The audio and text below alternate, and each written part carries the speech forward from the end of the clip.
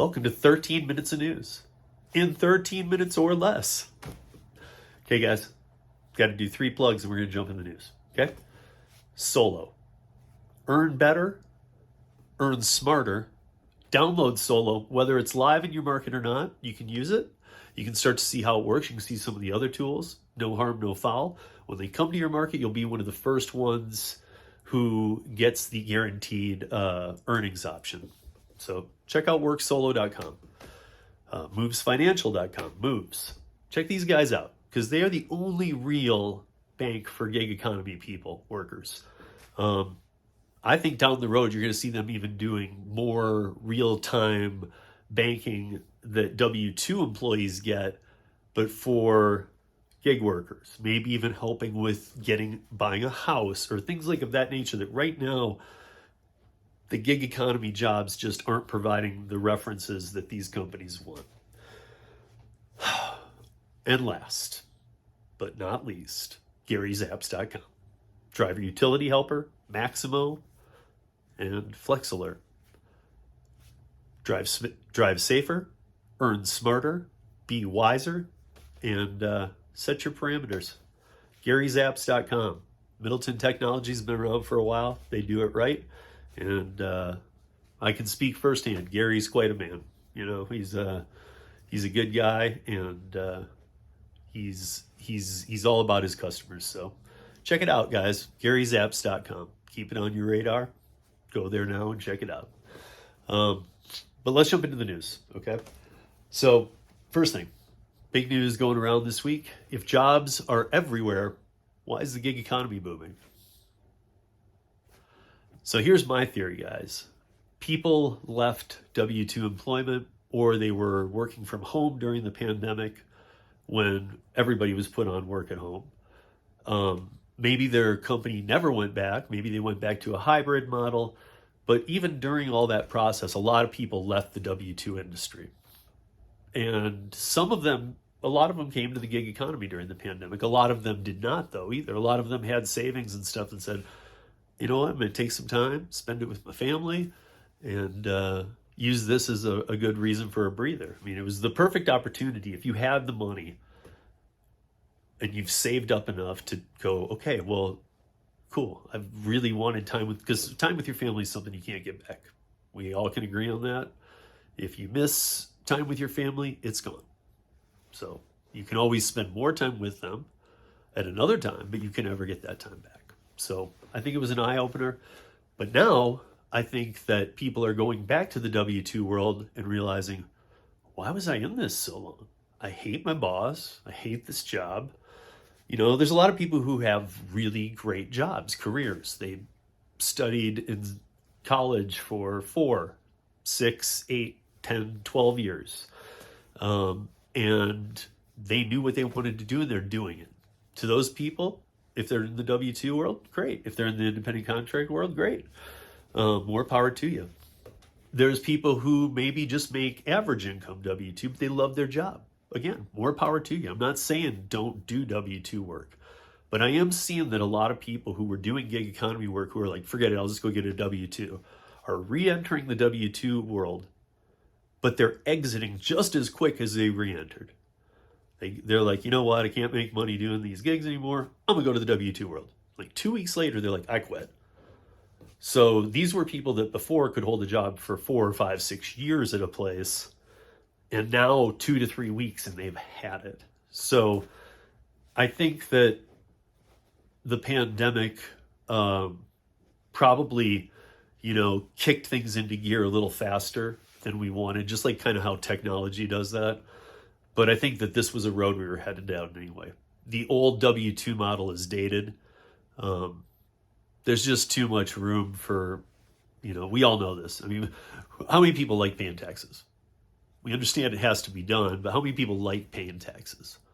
So why, if you can run your own business and you can understand what you owe and why you owe it, and you pay that, and you're cool with that, why would you want a W-2 model unless you absolutely love the job and this is what you want to do? I don't like that reason alone. When you look at all the taxes, you really get pinched, And yes, they are really looking to pinch people. And I think that we all know this, and won't go too hard on it, but I'm going to mention it.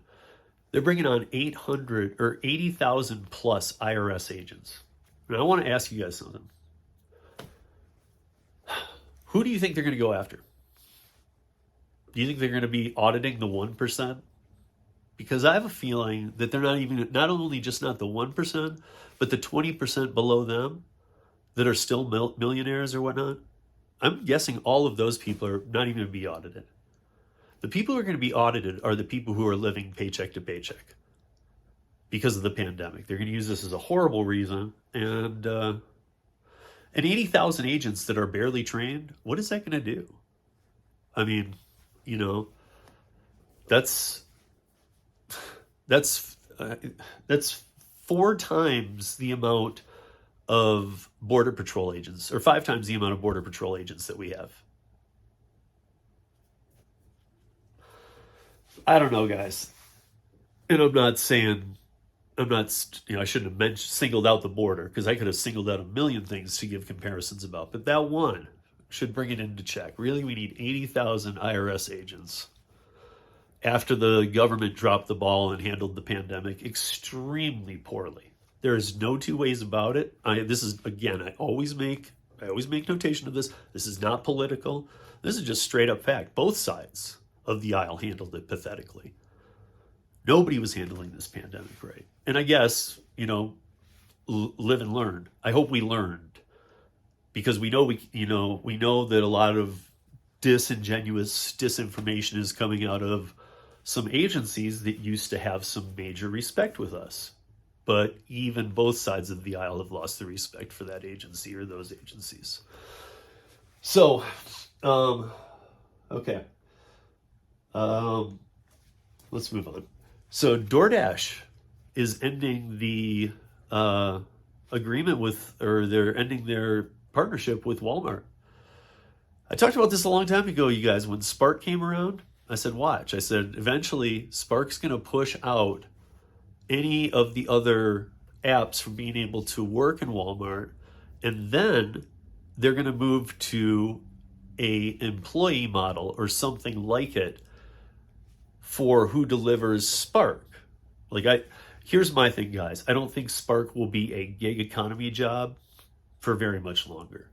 I think Spark was like a trial run for Walmart. It was a cheap way to do it.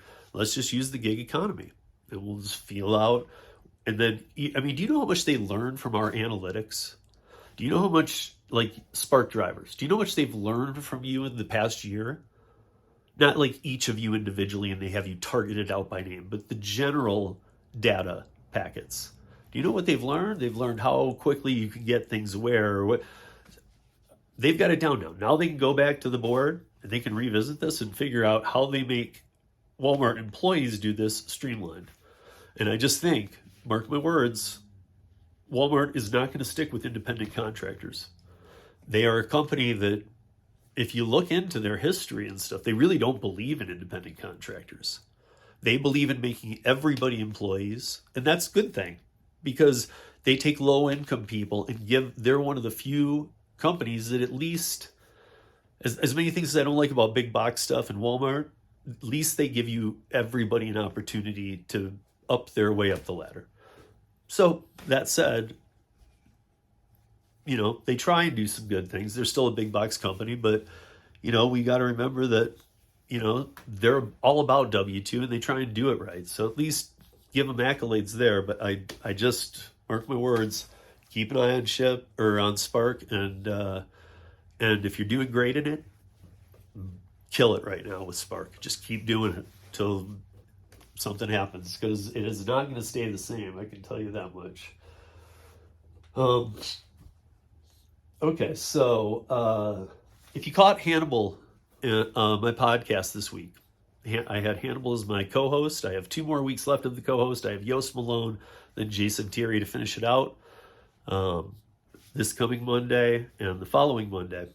Well, I had Hannibal this week, and Hannibal and I talked about Dumpling, last mile services, nurses on demand, this new nursing app where you can be a nurse and go anywhere you want and pick up jobs anywhere. So this week, 2 shows are starting. So I'm going to start with Monday.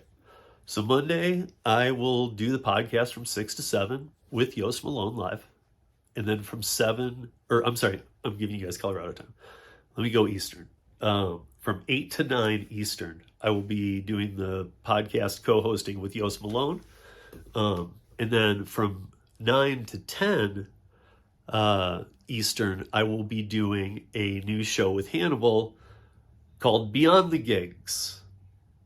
We're going to take you beyond the gig apps, but still show you independent contractor jobs, opportunities, apps, things you guys don't know about, where you truly can build your own business, your own clients. And we're going to show you ones where you can just pick up jobs just like these apps, but they pay 3 to 4 times more. So we're going to show you, I mean, some of them are websites, so you guys won't even know about them. We're going to show you websites that you go to, you put in your area code, and you can search independent contractor jobs, courier services that pay a ton, medical. We're going to talk about it all, you guys. So this week, though, we're going to start off with Dumpling. And I asked my friend, Joel Shapiro, CEO of Dumpling, founder of Dumpling, to join Hannibal and I. So he's going to join us on Monday night. It'll be on Hannibal's channel. Hannibal is Hungry. And then we're going to have a dumpling shopper or 2 on, and we're going to talk a little more about the platform. So this week will be Dumpling and what it is, how you can optimize it, the ways that Dumpling can help you, and what else we can do.